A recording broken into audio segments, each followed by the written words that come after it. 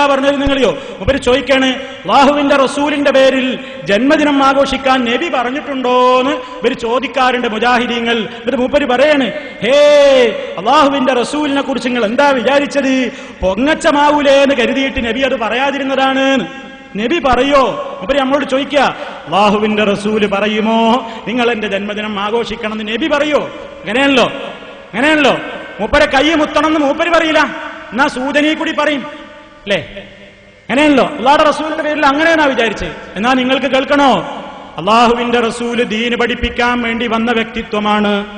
ആ റസൂലുള്ളാഹിനോട് അല്ലാഹ് കൽപ്പിച്ച ദീനിന്റെ എല്ലാ വിഷയങ്ങളും റസൂലുള്ള പറയാറുണ്ട്.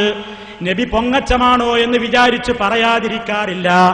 എന്ത് കൽപ്പിച്ചാലും അത് ജനങ്ങളോട് തുറന്നു പറയുന്നയാളാണ് റസൂലുള്ളാഹ്.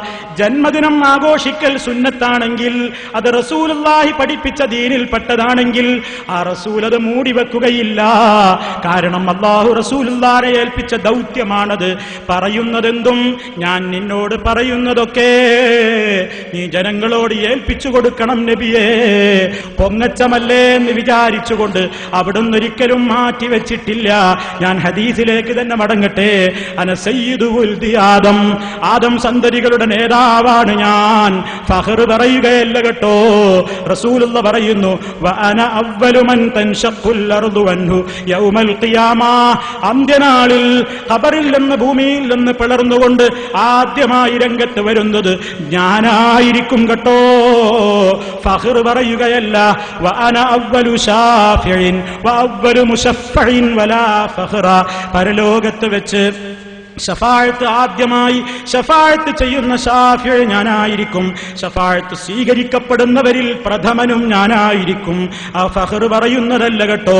വലിവാഉൽ ഹംദി ബിയദീ, ലിവാഉൽ ഹംദ് എന്ന് പറയുന്ന ആ ബഹുമാനമുള്ള ഒരു സംഗതി ഉണ്ടല്ലോ, അതെന്റെ കയ്യിലായിരിക്കും അന്ത്യനാളിൽ. ഫഖർ പറയുകയല്ല കേട്ടോ. അല്ലാഹുവിന്റെ റസൂല് എത്രയെത്ര സംഗതികൾ പറഞ്ഞു. ഫഖറാകുമെന്ന് വിചാരിച്ചു പറയാതെ പോയോ? ഇനിയും കാണില്ലേ ഹദീസുകളിൽ, ആദ്യമായി സ്വർഗരാജ്യത്തിലേക്ക് കാലെടുത്ത് വെക്കാൻ വേണ്ടി ആ സ്വർഗത്തിന്റെ വാതിലിന്റെ വട്ടക്കണ്ണി പിടിച്ചു കുലുക്കുക ഞാനായിരിക്കുമെന്ന്, സ്വർഗത്തിലേക്ക് ആദ്യമായി കാലെടുത്ത് വെക്കുന്നത് ഞാനായിരിക്കുമെന്ന് ഹബീബുനാ മുഹമ്മദുർ റസൂലുള്ളാഹ് പറഞ്ഞിട്ടുണ്ടല്ലോ. അങ്ങനെ എന്തെല്ലാം സംഗതികൾ പറഞ്ഞിട്ടുണ്ട്. റസൂൽ ഏതെങ്കിലും മറച്ചു വെച്ചിട്ടുണ്ടോ? നിങ്ങൾ എല്ലാവരെക്കാളും എന്നെ സ്നേഹിക്കണം എന്ന് പറഞ്ഞിട്ടില്ലേ?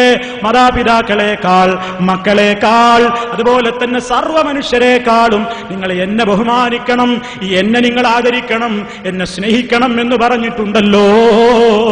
ഫഖറാവില്ലേ, പൊങ്ങച്ചമാവില്ലേ എന്ന് വിചാരിച്ചുകൊണ്ട് അല്ലാഹുവിന്റെ റസൂൽ അത് പറയാതിരുന്നിട്ടില്ല. അപ്പോ ഫഖറാന്ന് വിചാരിച്ച് നബി പറയാതെ പോയതാണ്. നബിദിനം അല്ലാഹുവിന്റെ റസൂൽ അങ്ങനെ പറയാതെ പോയതാണ്. ആ പറഞ്ഞ് അത് ശരിയല്ലാതായി പറയുന്നത്.